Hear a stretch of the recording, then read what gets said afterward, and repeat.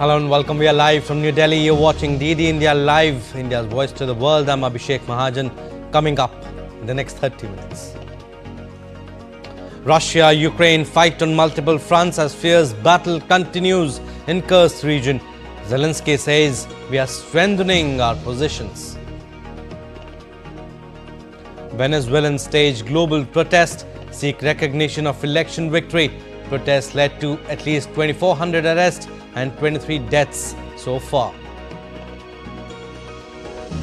US presidential race heats up as both Donald Trump and Kamala Harris campaign in key state of Pennsylvania. In a rally, Trump again calls Harris a socialist lunatic. In sports, Arsenal and Liverpool win English Premier League's opening day matches.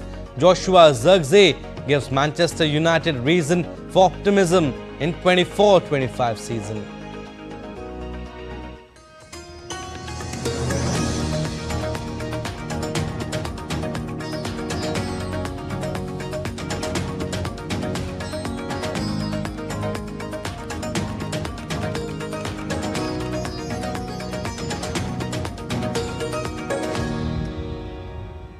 News in detail now. As the fierce battle between Russia and Ukraine continues in Kursk region, President Volodymyr Zelensky said Ukrainian troops were strengthening their positions in Kursk and called the captured territories an exchange fund, implying they could be swapped for Ukrainian regions occupied by Moscow.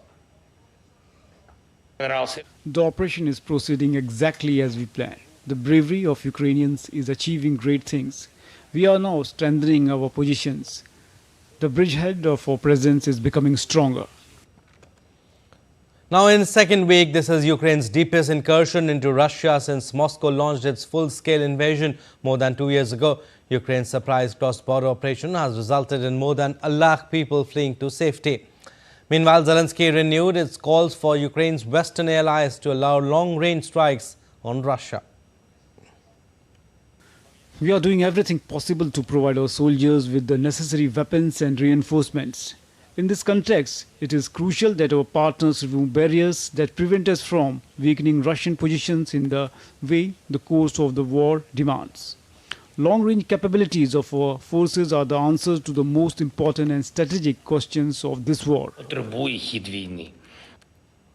Safety at Ukraine's Zaporizhzhia nuclear power plant is deteriorating following a drone strike that hit a perimeter access road on Saturday, according to International Atomic Energy Agency Director General Rafael Mariano Grossi. The Russian management of the Zaporizhzhia nuclear power plant said a Ukrainian drone dropped an explosive charge on a road used by staff.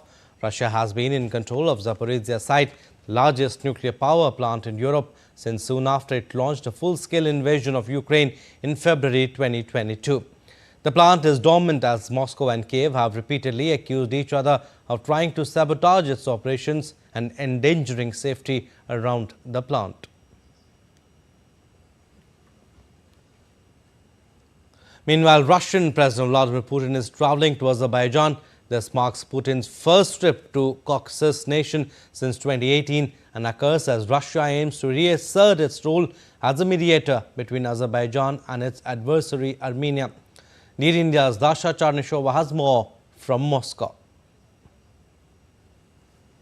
Further development of Russian-Azerbaijani relations of strategic partnership and alliance is expected to be discussed during Russian President Vladimir Putin's two-day state visit to Azerbaijan. The Kremlin says during the negotiations, Putin and Azerbaijani President Ilham Aliyev will also discuss current international and regional issues. The sides are expected to adopt a joint statement of the heads of states and sign a number of documents. Last week, Russian Security Council Secretary Sergei Shoigu visited Baku. He said that the West threatened the security of South Caucasus by interfering into the affairs of the region. Putin last visited Baku in 2018, and Aliyev recently said Russia-Azerbaijani ties are an example for the neighboring states. A senior Russian lawmaker, Leonid Slutsky, said that the visit confirms the high level of strategic partnership between Moscow and Baku. Slutsky said the prospects for the cooperation between the two countries are steadily expanding across the entire range of cooperation in economic, political and humanitarian spheres. He also said that the two countries are staunch supporters of the establishment of a multipolar world order. Putin's visit comes against the backdrop of heightened tensions in the region and Russia's souring relations with Armenia. Aliyev last visited Moscow in April. Dasha Chernashova in Moscow, reporting for DD India. And thousands protest in Caracas against Venezuela's election results. Opposition leader Maria Corina Machado addressed the crowds, evoking the protesters and international and Venezuelan government to recognize opposition candidate Edmundo Gonzalez as the winner. The country's electoral authority has said President Nicolas Maduro won his third term in July 28th contest with just under 52% of the vote. But the opposition leader Maria Corina Machado has published online what it says are 83% of voting machine tallies, which gives its candidate Edmundo Gonzalez a hearty 67% support. The election result of Venezuela has sparked widespread protests globally. Thousands in Spain's Madrid and Florida's Miami recently joined protests against Venezuela's election results. Thousands of people have taken to streets to express their outrage and concern, to call for justice and transparency. As the situation continues to unfold, the protests show no signs of abating, with demonstrators vowing to keep up the pressure until the demands for a legitimate and fair electoral process are met. And as the U.S. presidential race becoming a close contest between the two rival candidates, the Republican Donald Trump has increased the pitch of his attack over Kamala Harris. Pennsylvania is their latest battleground, where both are trying to tilt the voters' mood for the polls on November 5th. Republican presidential candidate Donald Trump was campaigning in Wilkes-Barre in northeastern Pennsylvania on Saturday. While in the poll surveys, Trump's percentage is going down in comparison to Kamala Harris. Trump questioned the credibility of these predictions. The former U.S. president even took potshots against Harris in personal terms that does not generally sound in good taste. He tried to convince his voters that beating his Democrat rival Kamala Harris will be easier for him than the former Democrat aspirant President Joe Biden, who had performed badly in presidential debate with him. You know, they do polls and this stuff, and I'm at like 93%. I said, so why are we having an election? They didn't have an election. Why are we having an election? But I believe she will be easier to beat than him because she's a truly radical left lunatic. Vice President Kamala Harris is supposed to respond on Trump's assertion soon in the same province, as she would conduct a bus tour western Pennsylvania, starting in Pittsburgh on Sunday. Her Sunday response to Trump will be crucial, as she has to attend the Democratic National Convention the next day, where she will formally accept the party's presidential nomination, and she will try to attract the confidence of her party for her presidential turf in comparison to the former president. And the leaders of South Korea, Japan and the United States issued a joint statement on Sunday marking the anniversary of their summit at Camp David and reaffirmed a pledge to jointly tackle regional challenges. The statement issued by South Korean President Yoon Suk Yeol's office said the principles on trilateral cooperation established at the summit last year continues to serve as a roadmap for three countries' cooperation. U.S. President Joe Biden, Japanese Prime Minister Fumio Kishida and Yoon met on August 18 and agreed to deepen military and economic cooperation and take a united stand against China's growing power and security threats from North Korea.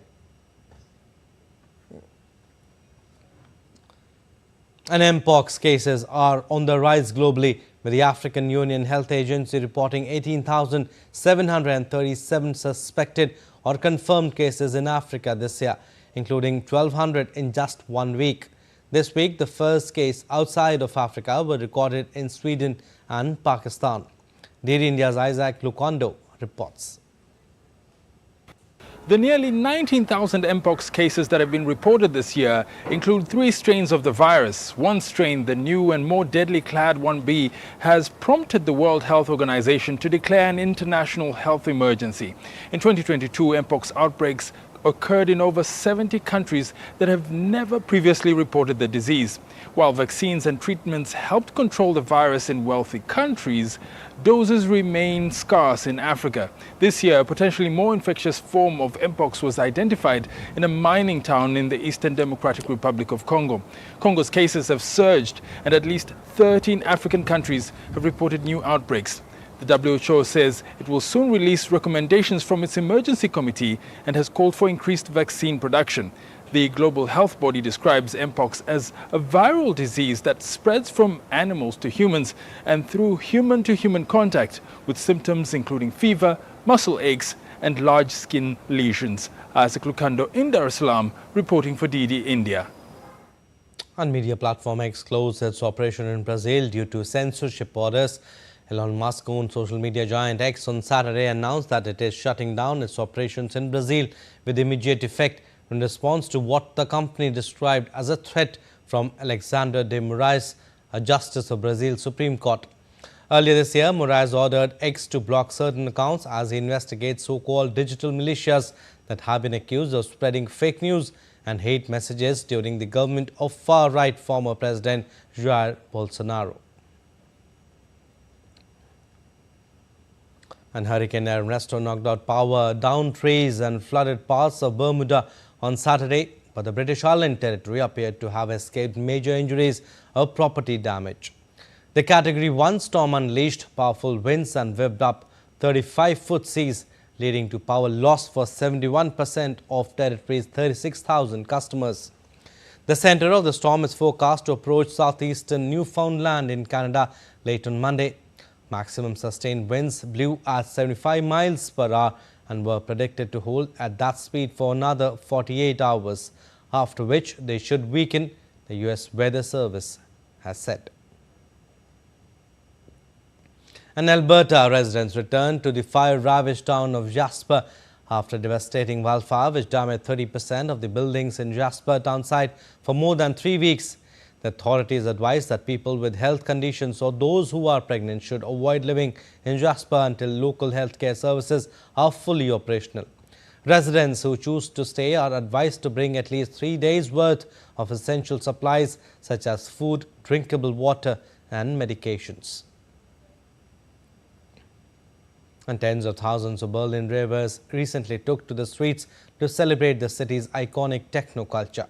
For some who joined the buzzing parade in Berlin, techno music is their life. Berlin techno culture has also received the UNESCO classification as intangible cultural heritage. The event, which felt like a massive outdoor festival, transformed Berlin streets into a pulsating dance floor with revelers moving to the beats of thumping techno music.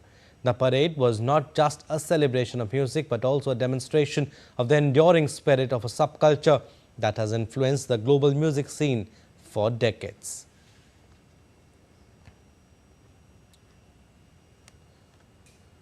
The world's generation of electronic waste is rising 5 times faster than documented e-waste recycling.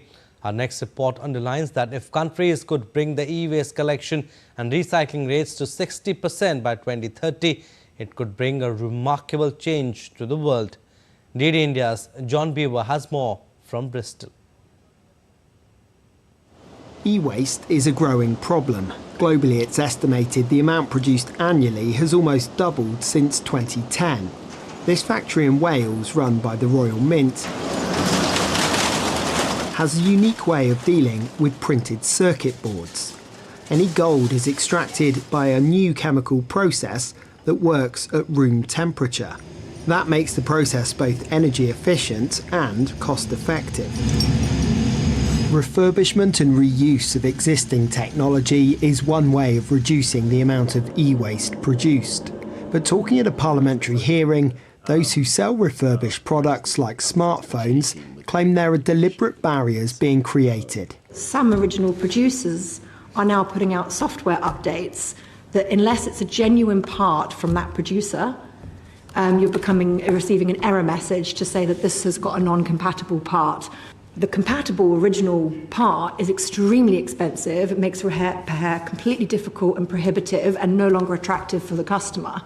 The vast majority of the UK's e-waste is processed abroad. The World Health Organization have issued warnings about the informal processing of some of it and the potential harm that can be done to those carrying out the work. There is also the issue of e-waste not being recycled. A lot of products like phones have got smaller as technology improves, but for items like washing machines and tumble dryers, they remain big, heavy and cumbersome. Often you have to pay to have old ones taken away. So when people get new products, the temptation is to illegally dump them. There are warnings from the Environmental Audit Committee of a forthcoming e-waste tsunami in the UK. It's hoped that more schemes like this gold extraction will reduce the amount being sent to landfill. John Beaver in Bristol reporting for DD India. All right, still to come on this edition of DD India Live. India's External Affairs Minister Dr. S. Jaishankar visiting Kuwait on Sunday. Bilateral talks, global issues on table. India's Home Minister Amit Shah to hand over Indian citizenship certificates in Ahmedabad on Sunday. And Carlos Alcaraz smashes his racket in rare outburst during shock defeat against Gal Monfils.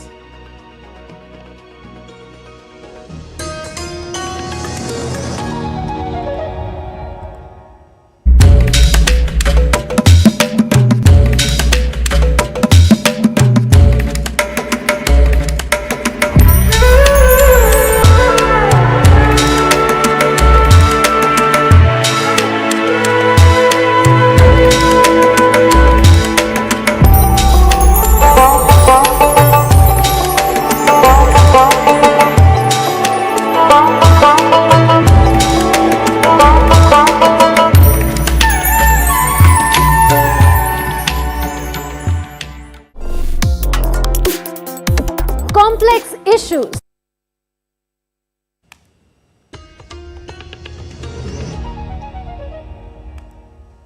Welcome back. You're watching DD India Live. I'm Abhishek Mahajan. And news coming in: a magnitude 7.2 earthquake struck off the east coast of Russia's Kamchatka region at a depth of 51 kilometers. This follows tsunami threat from the quake by the US National Tsunami Warning Center. But the Kamchatka branch of Russia's emergency ministry reported that there was no threat of tsunami and that the recorded aftershocks from the quake ranged in their magnitude from 3.9 to 5.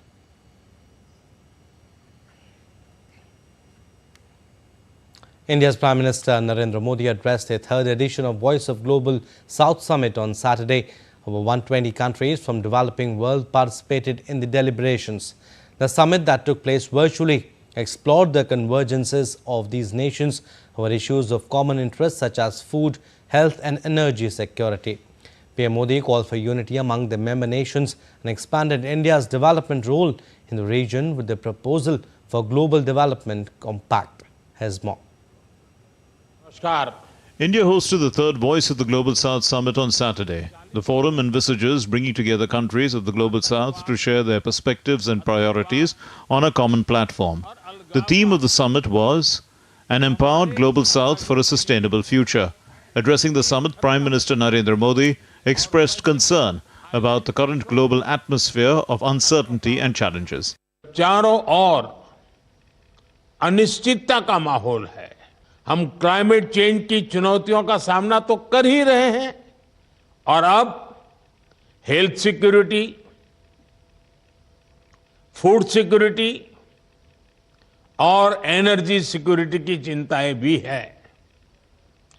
आतंकवाद, अतिवाद और अलगाववाद हमारे समाजों के लिए गंभीर खतरा बने हुए हैं। Talking about India's engagement with the Global South, Prime Minister Narendra Modi said India has emerged as a first responder in situations of humanitarian crisis from Gaza to Papua New Guinea.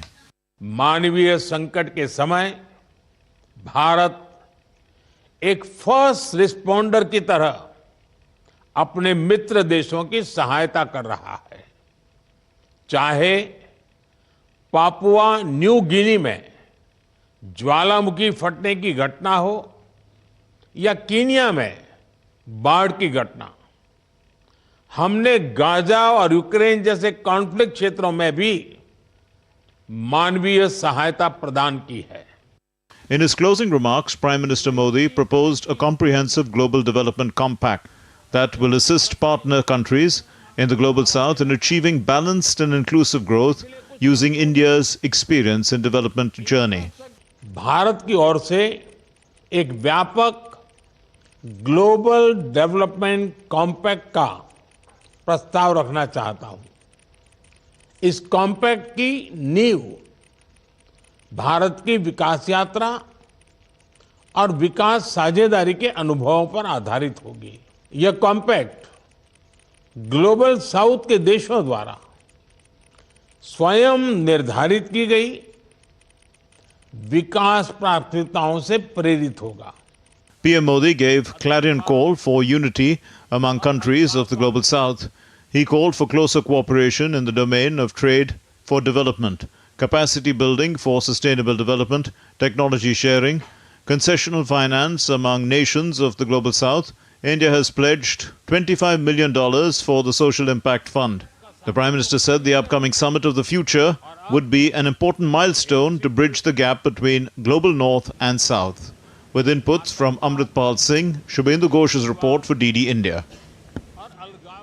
And India's External Affairs Minister Dr. Ajay Shankar visiting the state of Kuwait on Sunday. During the visit, the minister will meet his Kuwait counterpart Abdullah Ali Al Yahya. He is also expected to call on the leadership of the state of Kuwait. The minister's visit will enable both sides to review various aspects of our bilateral relations, including political, trade, investment, energy, security, cultural, consular and people-to-people contacts, as well as exchange views on regional and international issues of mutual interest. And India's Home Minister Amit Shah will hand over Indian citizenship certificates in Ahmedabad on Sunday. Following the enactment of the Citizenship Amendment Act, CAA, persons from neighbouring countries are being granted Indian citizenship. Amit Shah will also inaugurate and lay the foundation stone for development projects. He is slated to inaugurate the Oxygen Park on Sindhu Bhavan Road. Later, he will also hold a public meeting in Vejalpur. The Citizenship Amendment Act provides a fast track to Indian citizenship for refugees from 6 minority religious communities, except Muslims from Bangladesh, Afghanistan and Pakistan, on condition that they have lived in India for 6 years and have entered the country by December 31st, 2014. The 24-hour nationwide strike called by the Indian Medical Association in protest against the rape and murder of women doctor at Kolkata's RG Kar Medical College and Hospital ended. Meanwhile, after a meeting with the IMA and other doctors' associations, the Union Health Ministry has announced its decision to form a committee which shall suggest measures to ensure the safety of healthcare professionals in the country. The association also wrote to Prime Minister Narendra Modi demanding safety and pressed upon the 5 demands, including a Central Act and airport-level security. West Bengal government has revoked the transfer of 42 doctors 24 hours after it issued the order. The recall order followed an intervention of Chief Minister Mamata Banerjee. There were allegations that the transfers were targeted at faculty members who protested the rape and murder of the trainee doctor at a state-run hospital. Meanwhile, the investigating agency CBI is probing the case after it was transferred from the Kolkata police by the Calcutta High Court on August 13th. Sports now. A late goal by new signing Joshua Zirkzee earned Manchester United a nervy 1-0 victory over Fulham in their Premier League season opener at Old Trafford. Home supporters were in a buoyant mood ahead of the first game of the English top-flight campaign, with 4 new signings unveiled on the pitch and new faces in the United boardroom also in attendance, just as they did at home for much of last season. However, this time around, United struggled to break down their opponent in the first half, with captain Bruno Fernandes going closest to breaking the deadlock. Towards the end of the match, Joshua Zirkzee tugged home a cool finish at the near post to seal all 3 points. An English football club Arsenal kicked off their Premier League season with a solid 2-0 victory over Wolves at the Emirates Stadium. Kai Havertz put the Gunners ahead in the first half, nodding in Bukayo Saka's pinpoint cross from the right. Saka then doubled their lead after the break, unleashing a powerful left-footed strike into the far corner. Despite not being at their sharpest, Arsenal always appeared in control and deserved their win against a resilient Wolves side. Wolverhampton debutant Jørgen Larsen had a chance to level the score in the first half, but his header was expertly saved by Arsenal's goalkeeper David Raya. A new Liverpool coach Arne Slot began his Premier League journey with a 2-0 victory over newly promoted Ipswich Town on Saturday. The game saw second-half goals from Diogo Jota and Mohamed Salah, giving Reds manager Arne Slot a solid start. In the first half, Ipswich Town matched Liverpool stride for stride. However, they couldn't capitalise on their chances. After half-time, Liverpool stepped up their game. Jota broke the deadlock at the hour mark. Just 5 minutes later, Salah finished off a slick move to secure the win.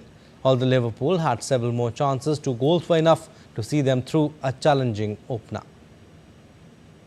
From football to tennis now. World number 3 tennis star and Wimbledon men's singles champion Carlos Alcaraz let his emotions get the best of him at the Cincinnati Open. It is the last ATP event before the US Open in New York. Alcaraz's match against Gael Monfils had been delayed after rain swept through southern Ohio, but picked back up on Saturday. After winning the first set 6-4, Alcaraz lost a second set tiebreak to force a decisive third set. Down 2-1 in the final set, Monfils held serve, causing Alcaraz to go berserk and smash his racket on the court multiple times. That led to a code violation for racket abuse and served as a point in the match from which the Spaniard could not recover. Alright, that's all for this edition of DD India Live, but do let us know your thoughts on the news of the day. For those on the go, you can get all the latest news and updates from India and across the world on DD India mobile app. The app is available on both Android and iOS. Scan the QR code on the screen to download now. And we'll be back with more news as it breaks here on DD India. I'm Abhishek from all of us here in Delhi. Thanks for watching DD India Live.